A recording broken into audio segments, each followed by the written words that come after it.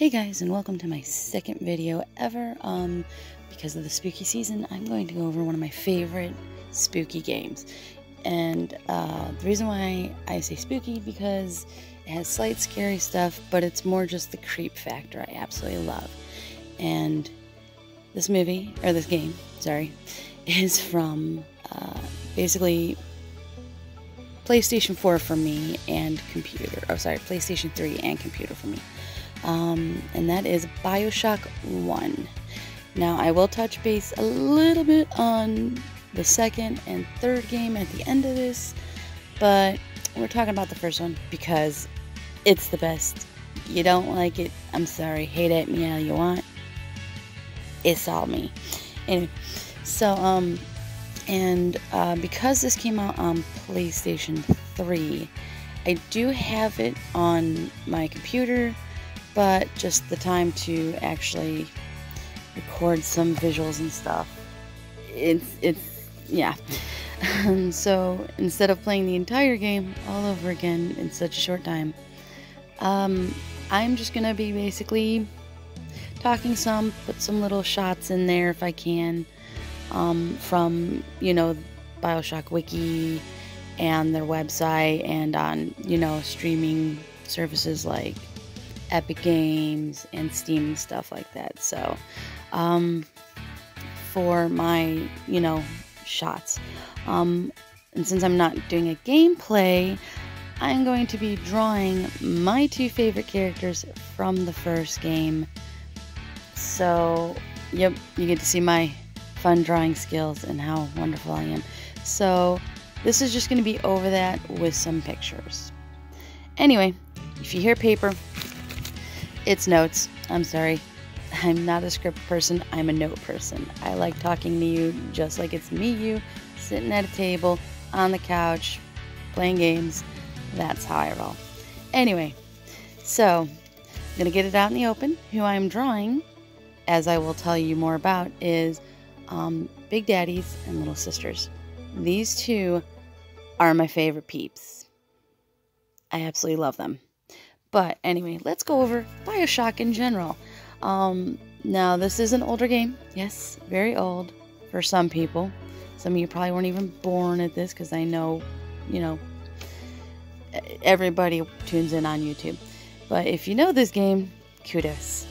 If you don't know this game and you think I'm talking about the third game, sit down. I'm going to show you some real stuff.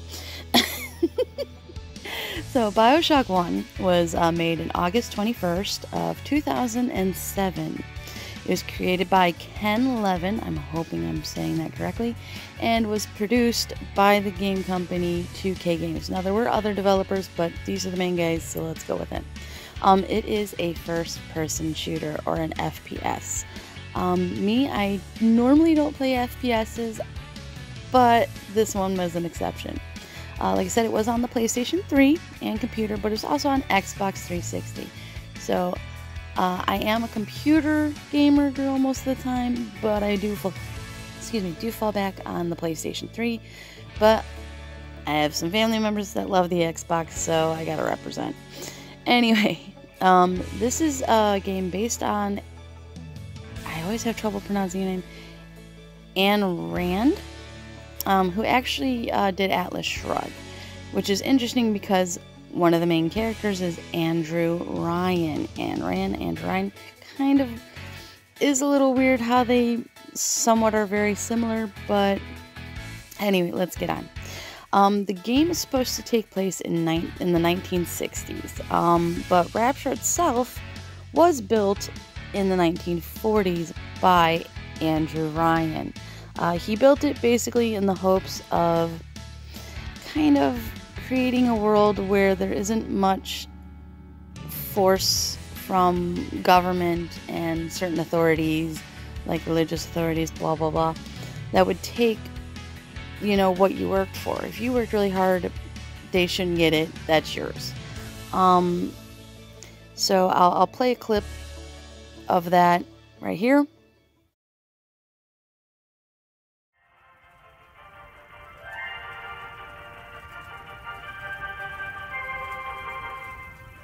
I am Andrew Ryan, and I'm here to ask you a question. Is a man not entitled to the sweat of his brow? No, says the man in Washington, it belongs to the poor. No, says the man in the Vatican, it belongs to God. No, says the man in Moscow, it belongs to everyone. I rejected those answers. Instead, I chose something different. I chose the impossible. I chose Rapture. A city where the artist would not fear the censor, where the scientist would not be bound by petty morality, where the great would not be constrained by the small. And with the sweat of your brow, Rapture can become your city as well.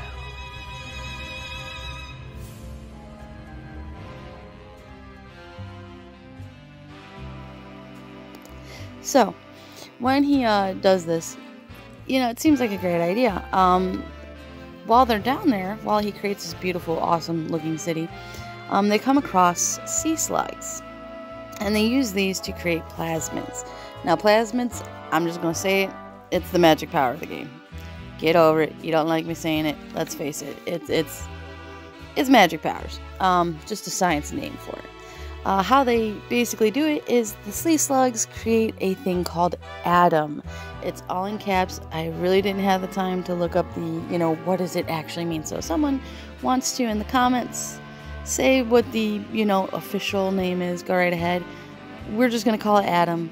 I have a sneaking feeling it's one of those things where it's like, it's an encyclopedia. I wasn't in the mood to look it up.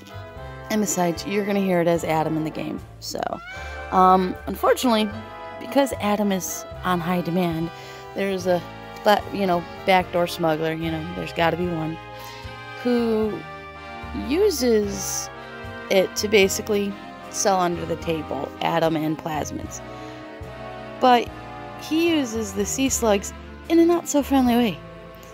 He takes sweet little girls and basically converts them into poor little girls that are tainted by the sea slugs and atom to get atom from them. Not a nice guy. Frank Fontaine, I was so happy when I found out about your end. Anyway, I'm going to abbreviate what happens. Ryan kills him. And Ryan kills him and takes over his work. And makes bodyguards for the girls. Now, the bodyguards are the big daddies, and obviously the young girls are the little sisters. We'll touch base on that more, but that's basically the gist of it. When the fall of, I call it the fall of Rapture happens, the name of the place that he builds, is on New Year's Eve in 1959. And a guy named Atlas appears out of nowhere to cause basically a riot and a revolt. Ryan, being the person that he is, wants to protect himself and Rapture. So he turns some of his followers into splicers. But this actually doesn't help at all. It actually brings down officially the fall of Rapture.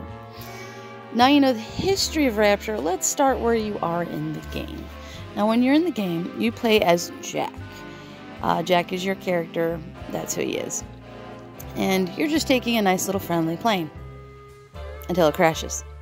Right above Rapture. Now Rapture is in the middle of the ocean, and all you see when you crash is this lighthouse in the middle of nowhere. And that's where you basically go down into Rapture from a water submarine elevator, and you get to see one of the most wondrous scenes of Rapture. I absolutely love this scene. So that's how the game starts. Okay, so now you know the gist of the game. I'm going to go over things I like about the game. Now, there are spoilers here, people. But like I said, this came out in 2007. If y'all haven't played it now, and you get mad I do spoilers, just stop yourself right now. Because it more than 10 years, guys. More than 10 years. Anyway. What are y'all doing? Not playing this game. Alright, anyway. So he plays Jack. Now, the things I love about this game is, one, the atmosphere. there are times where it's absolutely beautiful, and then there's times where you're like, yeah, I'm gonna need a lot of tetanus shots when I get out of here. So it's an interesting thing. You have everything from like a nice, 40s, 50s atmosphere mixed in with a post-apocalypse, and then just it's really amazing. I absolutely love the atmosphere. It's great. Like I said, there's only like a few spots that I was not a fan of the atmosphere, and it kind of gets dull. I can't think of the name of them. I believe I wrote it down, and we'll go over that area. It's very dull, very boring. But anyway, let's go over fighting. Now, like I said, when you're playing this game, it is a first-person shooter. I'm not a first-person shooter. I am a spray and pray gunning person. I will spray paint whatever is in my way. That's how I am. But thankfully, you have the plasmids, which is your magic, like I said. So you have some range abilities outside of guns, or you can just whack them with, like, a weapon of some sort. Because of who I am not a fan of gunning. I don't know why. I obviously like range magic in games, but for some reason, guns, nah, just give me a sword. If I have to choose between a gun or a sword, I'm gonna go with the sword. I'd rather beat the tar out of my villain than shoot with a gun. I don't know why. It's probably because I'm horrible at aiming. I'm not gonna lie. Where magic just kind of just targets easier, I guess. But little side note, I usually roll a healer 75 to 80% in any game. You're gonna find that out about me, so let's just get it out in the open. Alright. Plasmids. Now, like I said, plasmids are your magic. Now, I actually have a couple of plasmids I have listed. They're not in order by my favorite. They're just the ones that I like in the game. Electrobolt is, I think, the first plasmid you get is Incinerate, which is basically, it's a time burner. I believe that's the first one you get. If not, it's Electric Bolt. But Incinerate, love it because it's like, boom, you're burning for a few minutes. I'll let you do the job. Like I said, I'm a spray and pray with guns. I can't aim worth a dang. So just get that out in the open. Electric Bolt is great because it kind of stuns them temporarily. But the reason why I like it is you're underwater and there's a lot of water puddles. And I like to do the toaster oven on these people. If they're in water, I drop that stuff in the water and just, yeah, it's fun. I'm sorry. It's a twisted thought, but it's fun. Trying to figure out how to get them all on the puddle and just be like, toaster oven! Anyway, you guys are finding out a lot about me. So, another one is the security bullseye. Now, the security bullseye, there are cameras with guns, or they're in the game. So security bullseye basically has the cameras, bullseye, and the gunners fight for you. Once again, let them do the job. It just makes it fun. And if you're someone like me that likes the atmosphere, I'll just incinerate them, electrocute them, let the gunners take it, and I'm going to look outside the window and enjoy the scenery. Now, there is Hackers, I think it's called Tonic Hacks Delight or Hacker's Delight. I can't remember. It's a tonic, and it's called Hacker's Delight. There are hacking in the game. This could be anything from machines, the cameras, machines, cameras, and safes, I believe. Or maybe that's a different hacking system. This hacking system, guys, is fun. Unless you remember there's a timer. When I play this, when I'm actually playing the game itself, hate the hacking system. When my SO is playing, I love the hacking game. I love it. I hate tests and stuff, so the little timer in the back corner, that's going on, irritates the tar out of me. If there was a game of just the hacks, like just different types of hacks for different things, totally would be fun. So, but anyway, Then we have 2 more, which is Hypnotize Big Daddy, self-explanatory. I'll explain where that's located and how to get it. And then the Little Sister Antidote. That you get no matter what, and we'll go over that too. Alright. Papers stuck together. Okay. You guys are probably, she's all over the place. Yes, I am. Like I said, I will talk to you guys like I'm talking to you at a table, you know, or at a couch playing a game. Hey, this is how I roll. Alright, we're going to say favorite peeps because we already know the 2. So let's get over that and we'll go over, let's see, I started going through the entire map and talking about fun sections I liked. And I just gave up and I was like, you know what, I'm chatting with you guys. This is how it is. So my fun interactions or sections that I actually really liked. First, when you enter Rapture, because you start off in this little lighthouse with little pictures and posters and stuff, and it's very just there. But it's weird because when you actually enter Rapture, it's this huge maze of things. So it's an interesting way to think this little room connects to this giant experience. And I thought that was really interesting, and just the way it's lit and everything. The second thing that I liked when you start the game is basically riding the little, I forgot the biosphere is where you get, I can't think of the name of it, but it's the little submarine guy. I'm probably going to get so much flack in the comments section. Hey guys, I'm sorry. I know the characters a little bit more than I know the names of the tools and stuff. Anyway, when you enter this, you see a gorgeous shot of Rapture. Now, I know this is more of a cinematic, and of course it's going to look more beautiful there. You do see glimpses of it in Rapture itself, which makes it wonderful, but just the idea of how gorgeous this is, with the neon lights in the middle of the ocean, and, you know, the big whale flying across. I mean, it's absolutely fantastically gorgeous. It makes me want to live there until you actually get inside. When you get inside, that's where you meet some fun creatures right off the bat. Not the greatest, but yeah. So, but I love that interaction. That's a great interaction. One of the other places I like is the Rapture Educational Facility. This is where you learn mostly about the Little Sisters and things like, and how they came about, and we'll go over that in a minute. Like I said, I'm just mentioning quick what these areas are that I mostly liked. The Kashmir Restaurant is where you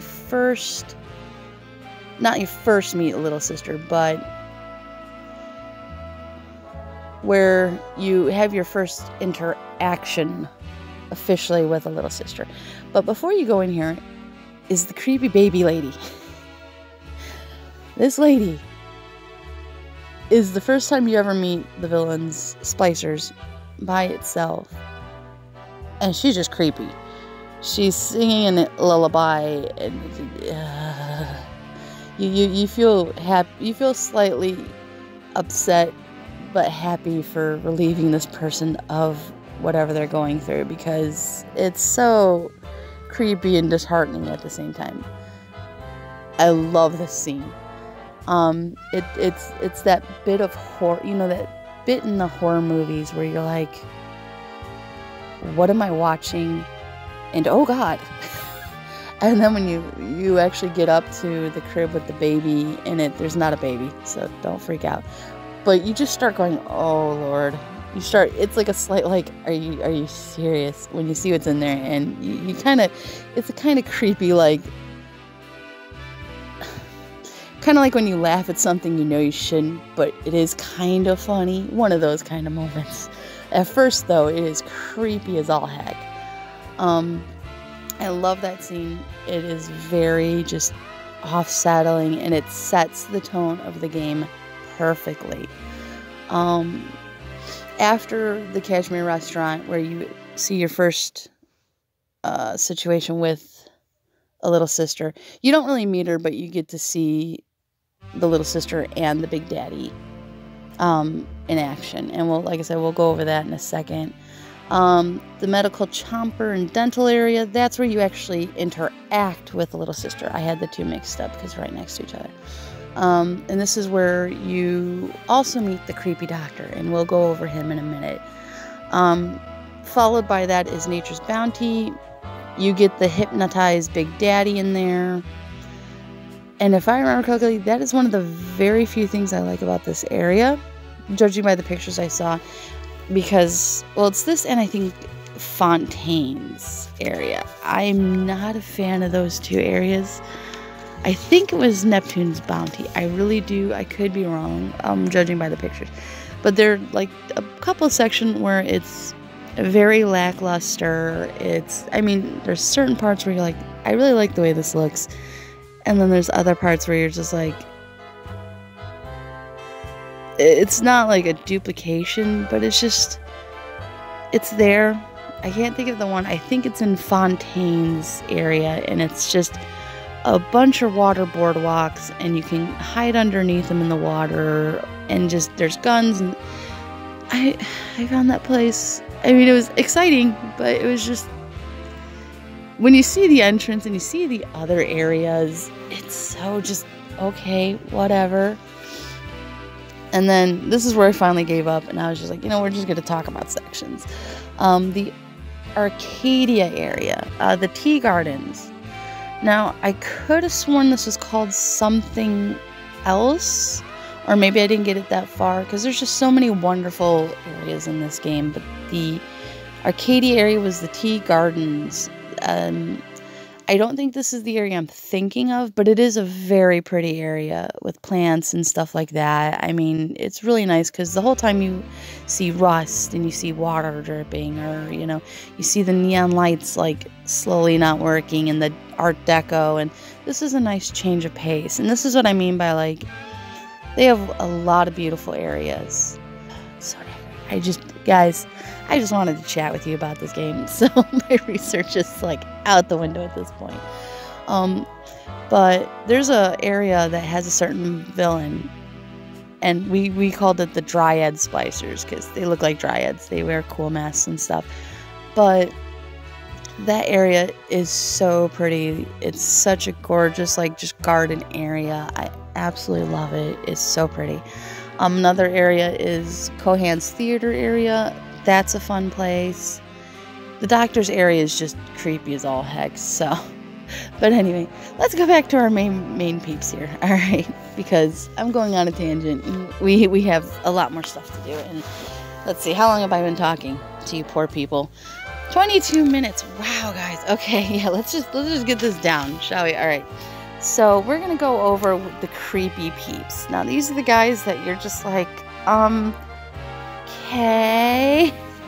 And there are a couple. I'm only going to name basically the Splicers and J.S. Steinman. There are other creepy ones, but because Splicers are the main guys, we have to talk about them.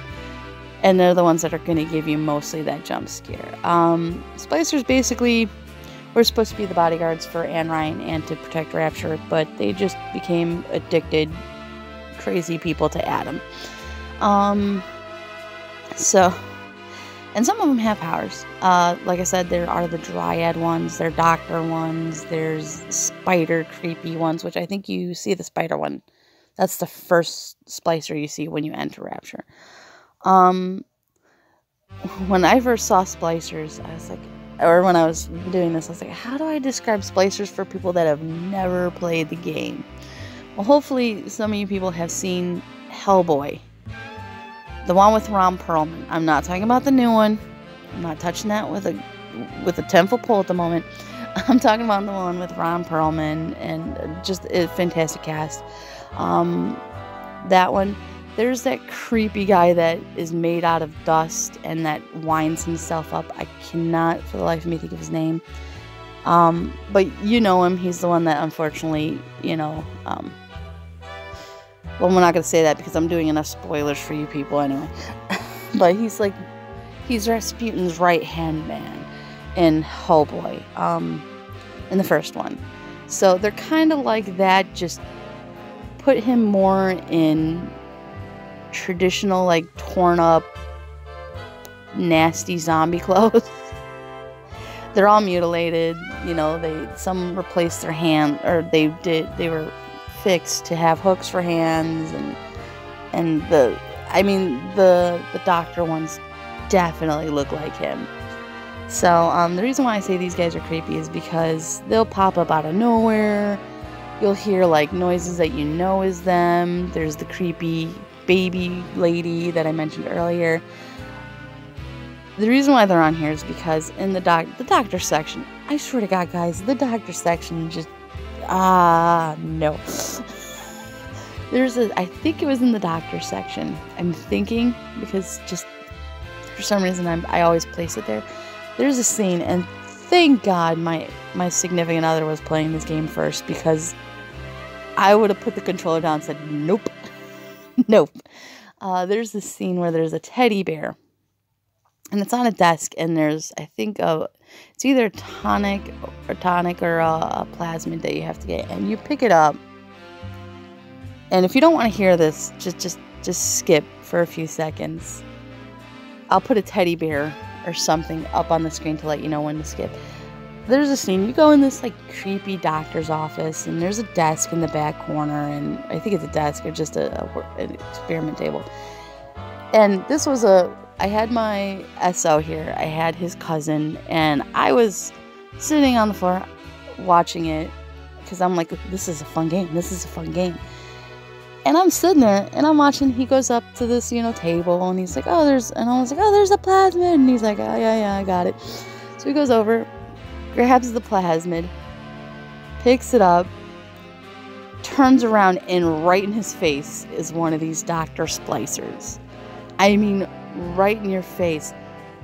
I jumped out of my skin so bad, guys. I can do horror, I can go to a scary haunted house. Nothing at all. I don't get scared. I usually have my girlfriends hide behind me when I go. It's pretty funny. But dang it all, this dang splicer doctor jumped me out of my skin. They literally had to stop the game for me to go, oh no. No. Like, that was good. It was good, guys. It was really, really good. But God, did I hate that. So I had to put creepy peeps. I had to put splicers just because of that guy. I mean, the creepy lady is one thing, but that guy, oh God, that's one of those, if your friends pulled that on you, you danked them so hard they'd fall over. It was so bad. I was like, oh, you son of a... All right, so we're going to take the teddy bear away. Sorry, guys. So, but that scene, for those who didn't listen in, when you play this game, don't say I didn't warn you. It's there. Also in the doctor area is this creepy J.S. Steinman. Now, throughout the game, you get recordings of different people. And this dude, man, is creepy. At some point, he just snaps, and he's like, oh, symmetry and beauty and blah, blah. He basically is like a very creepy plastic surgeon. And just the way he first starts off seeming like an okay doctor, and then it just gets like, he jumps off the deep end so quick. And you're in the middle of the ocean, so you can imagine how deep he jumped in. He's just so creepy, guys, and just so nasty. And his scene where you actually fight him is so just wow. Just the, like I said, once again, the atmosphere, guys. The atmosphere of this game is fantastic. I can never downsize it enough. Really great if you're wanting just a creepy game. I mean, there's some jump scares and stuff, but it is more just the creep factor that is fantastic. But his whole thing is he wants everybody to be beautiful. And, like, he gets it to the point where he doesn't care if he kills you on the operating table. He wants you to be perfect. In every respect, guys. He wants you to be so perfect. That guy's creepy. Now, there's another creepy guy, which I mentioned later in another section. And that's because I like his creepy. He's got that cool creepy, if I was in a horror movie, I'd hang out with you because, let's face it, we're losing it any. For example, although I wouldn't want to fight Freddy, boy, would I have fun hanging out with him, because he just tells the best dad jokes, and that's what makes him awesome. I love the actor in real life, by the way. That one of these days I'll have to tell you about different times I became unafraid of horror people, because the one I found with Freddy was it was great. But anyway, the original Freddy, not the remake. We're not, like I said, you're gonna find out I'm not fans of remakes, so we're not gonna touch that. But we're not here for that. Anyway, so now we're going over my favorite peeps, and I'm gonna go from, you know, most common and stuff like that. So we're gonna actually start with the guy I just talked about. He's creepy, but he's the good kind of creepy, and that's Sanders Cohan. Now, Sanders Cohan was the entertainer of Rapture, artist, painter, theater enthusiast. I absolutely love Cohan, which is funny because one of my favorite things I like to do is musicals, and one of my favorite musicals actually is, oh my god, I'm blanking right now, sorry, is Yankee Doodle Dandy, and the family, the main character's last name is Cohan, so when I first saw this, I was like, oh, this is gonna be awesome, and sure enough it was. So Sanders Cohan basically is a theater person. Like the Doctor, he does have some creepy things. He will kill people for his art, but he's got this sass, guys.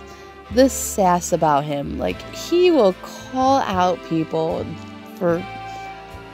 I love him. He is just so sassy and witty and fun. The Doctor's just a creep horror show. Like, no. He's sassy and witty and just... I really like him. He's fun. He's really fun. He is my SO's favorite character, if I remember, in this game. He absolutely loves him. I like Sanders, but y'all know who my two favorites are. Sorry. We'll go over that. Since those are my two favorites, we'll go over those in a bit. Now, Jack is the character you're playing. Of course, we gotta like him. He is the main character. The reason why I like Jack, though, is in the gameplay, he comes off like he just wants to get out of Rapture. He wants to get home to his family, which, if you play the game, once again, spoilers, people, but it's been out since 2007. He doesn't really have a family, and you find out that the person that you trust in the game, really you shouldn't trust. But anyway, I like Jack because he does have a personality about him that is the stereotypical, hero that doesn't want to be the hero but winds up being the hero kind of thing. I really like him. He's got a nice, personality, and depending on how you play him also changes it. The one thing about this game that is fantastic is you get choices, and those choices do affect the game. One of those I will just explain later. Because those are part of my favorite characters. But yeah, the idea that you have choices and you can choose to, be it's very Mass Effect-y in that respect. And I think this might have come out around or maybe just after. I ain't gonna say nothing because I really can't remember, but it's like Mass Effect. You whatever you choose changes the outcome. It's not as dramatic of a change like Mass Effect, but it's really fun. So you can play him however you want, and I like to play him as a nice guy because, hey, I like nice guys. And except for Sanders Cohan, but so anyway, but yeah, that's our main character. That's who you play as Jack. Now let's get on to the person leading up to my favorite characters. And this is Bridget Tannenbaum. Yes, like the Christmas tree song, if I remember correctly. That's how you pronounce it. And she's considered the mother of the Little Sisters. The reason why I like her is because she gives you the tools to heal the little sister. And that's a free thing. And the reason why I like that is because, once again, you get to choose if you're good or nice or bad or mean or whatever. I'm sorry. Good, bad, mean, whatever. So that's the nice thing about it. because of that, that's why she's on here. I would put her below Jack and Sanders Cohan and favorite peeps, but I mentioned her here because now we're getting to my 2 favorite peeps. Now, the thing with this is it's more the little sisters I like, but you can't have little sisters without big daddies. And technically speaking, Jack becomes a big daddy in order to fight the main villain. So, anyway, now, like I said, big daddies were created to protect the little sisters. If I remember correctly, some of them were related to some of the little sisters, or they were just some guys that, you know, were just like, yeah, sure, I'll give you my life if you know, I'll do whatever, just give me money kind of thing. It was a very messed up situation in Rapture, during the time frame towards the end of Rapture's life. But the little sisters, like I said, were basically manipulated by the sea slug stuff from Fontaine. And I hate Fontaine for that. You know, just what the hell's wrong with you, poor little girls. And the problem is not only did he go after little girls in general, but he went after, I mean, it's not good that he went after little girls, but it's creepy man, creepy nasty man, not a good nasty man. But these girls either were familyless, or Fontaine paid families to get their little girls. In fact, there's a very, very sad, once again, spoilers, there's a very sad recording and scene. I can't remember where it's located in the game, but you find this tape recorder, and it's of two parents who gave their daughter away. And they thought it was for educational, like they were giving her a chance to be something great because they were lower class, if I remember correctly, and just wanted her to, you know, be, you know, a better chance at life.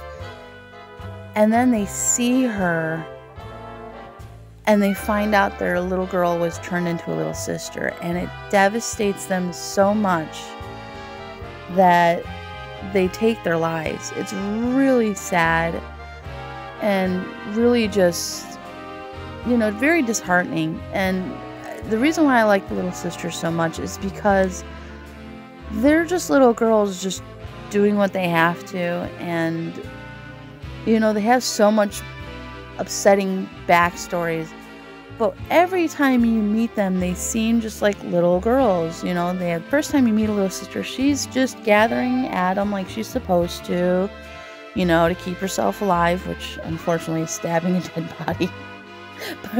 but anyway, I mean, you know, to her it's just a normal day. Like, she's just playing with her toys and stuff like that, and getting a drink of juice and stuff, and she's singing a, you know, a song and da da da da da. And here's this nasty splicer coming in to basically kill her so he can steal her Adam. And like any little girl, she cries for help, and a big daddy shows up. But I mean, you see this horrible, nasty place, like, with all this bad stuff that happened. You know this little girl's seen stuff. But she's still there, just being a cute, sweet little girl. And I absolutely love that aspect of the little sisters, because they have that the whole time. And the idea as Jack, you can save these little girls thanks to Bridget, because she lets you know you can save them. Now, you could offer to take their Adam forcefully, like, kill the little sisters, which is, if you do that, what's wrong with you? I don't like you. I'm just kidding.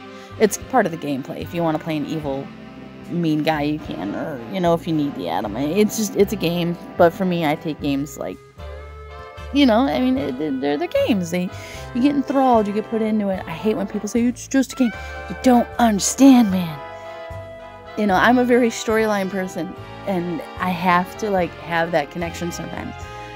So when you save the little sisters and they're so happy and they leave you gifts and things like that, it's fantastic, because they just are little girls in this bad situation, you know, and it's just a really sweet, you know, idea. I really like the little sisters for that, because even in these dark, creepy areas, you'll just see, like, a little sister just walking around and you heal her and she's just like, oh, thank you. And she just disappears, you know, and let's face it, they're the heroes at the end of the game. If you save them, you get a great, well, I think even no matter what, you get a great, they come and help you, which is fantastic because that just proves that little girls and, well, kids in general can kick ass if they need to. I don't care what anybody says. But I absolutely love the little sisters just because of the fact that they have so much of a sad backstory that even in dark places, you know, they're still little kids. You know, they're still kids trying to have fun, trying to be who they are. Nice way to look at humanity as an adult, you know, because as an adult, you remember a lot of bad things that happen to you. And in this instance, there's actually a lot of good, happy things that we forget. And when we remember it as kids, you know, our lives as kids, it's kind of like, oh yeah, you know, for example, I know there's some of you out there that liked Pokemon or Digimon. Now, you know for a fact when you're having a bad day at work and something sparks something, like let's say, you know, a coworker, or, you know, if you have kids, they mention, hey, you know, Mom, I want to get Pokemon cards, or, oh yeah, I had to buy Pokemon cards for my kid, or whatever. You're going to remember instantly, oh yeah, what was my favorite Pokemon, or, oh, I still have my cards. And you may even go home and buy something with Pokemon or Digimon or whatever. And that little kid moment sparks in you, and that's the little sisters in Rapture to me. God, I'm being so, like, so spiritual right now, guys. And so, anyway, so I love the little sisters. I love the big daddies, not only for what I feel they represent in the game, but just the idea of them. You know, they're cute, they're sweet, they're awesome. So, yeah. Oh, and before I forget, with saving the little sisters, you get a lot of benefits with helping little sisters. One is hypnotize big daddies.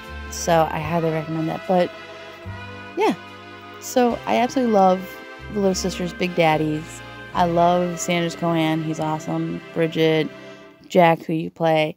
There are Andrew, Ryan, and Atlas. Those are big key people in the game. I didn't want to touch base on them because you have more interaction with. So I want you to enjoy some part of this game without me spoiling it like crazy. Now, that's Bioshock 1. Will I do a review on Bioshock 2? I don't know. I've never played it. I've heard it's okay. They introduced the big sister, which is not a very nice person if I remember correctly. I could be wrong. And then there's the most recent third game. There's a long pause for a reason, people. When they were planning to do the third game, I loved how they advertised it. They were sending out clues to people, and a significant other actually got a booklet of different things like a letter and things like that. It was great, if I remember correctly, it was great advertising idea.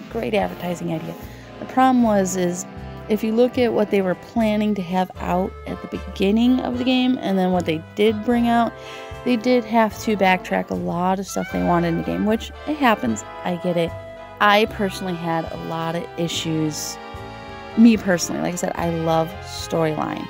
They did not need to connect the third one with the other ones. And if you haven't played the third one, play the first one first. Because I know a lot of people that are like, oh yeah, I played Bioshock. I'm like, oh really? Did you like the little sisters? And they're like, the who? And I'm like, oh god, no. You played the third one.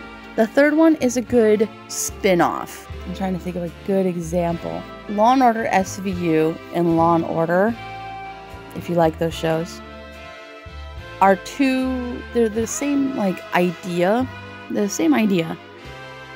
And they're the same premise. But there's a reason why they only cross over once in a very, very great while. They're great by themselves. The third one I'm not a fan of the third one, guys. I'm so sorry. I mean, there's a lot of good things I liked about it, but there's a lot of things I didn't. I love the first one. The third one's not bad. It's just there was too many things I didn't care much for it. I'm probably going to get so many flack in the comments, and that's okay, guys. You can like this game as much as you want. I just was not a fan of it, and I really didn't like how they made it seem that the main character, or the main side character, the girl, she was the reason for all the other Raptures or whatever. And it's like, no, don't touch it. Don't, leave it alone. Rapture's Rapture, you're the Sky version of Rapture. Get over it. They should not have crossed those two over. They should have just left them the way they were. And that, I think, is probably why I don't like the third one as much. It is a good game, guys. It had a lot of good things. It had a lot of good ideas. When they did that, I was like, I'm out. I'm out, guys. You should have just left it as, this is Bioshock in the sky, this is Bioshock in the ocean. You should not have made it seem like the Bioshock in the sky is connected to all the other, you know, Bioshocks. She's in control of them, or how, I forgot how they ended it. But anyway, I went over my favorite Bioshock. This is a great game for all you spooky people, and it's spooky season. I highly recommend you check it out. It is, I think they have a remastered version on the PlayStation 4. So if you have a PlayStation 5, gosh dang it, you're lucky, because those things are hard to get rid of. If you have a PlayStation 5, great. See if it's on your store. But I know there is a PlayStation 4 version. There's a remastered, and I think there's one that comes with 1, 2, and 3, because they've been out for a while. And if you want, you can get all those. That's great. Play them through. Tell me how you like them, blah, blah, blah. You know, the whole gist of it. But it is also online. I know Steam has it, because I have it on Steam, I think, or Epic Store. You know, check it out. I mean, play the demo, see if you like it. If you don't, hey, call me an idiot in the comments. Do whatever you gotta do. Sorry if you're a Bioshock Infinite 3 fan, Bioshock 3 fan. Go ahead, tell me I'm an idiot in the comments. I don't care. Yeah, this is how I feel, people. This is how I feel. Anyway, I hope you like my review. I hope my picture's done by this point. This is my picture in the party of my little sister and Big Daddy. Probably doesn't look that great, but hey, I hope y'all like it. Yeah. So if you came out here, you hang out with me, you like it, press the little button. If you don't, tell me how much you hate me. And have a good day, guys. Bye.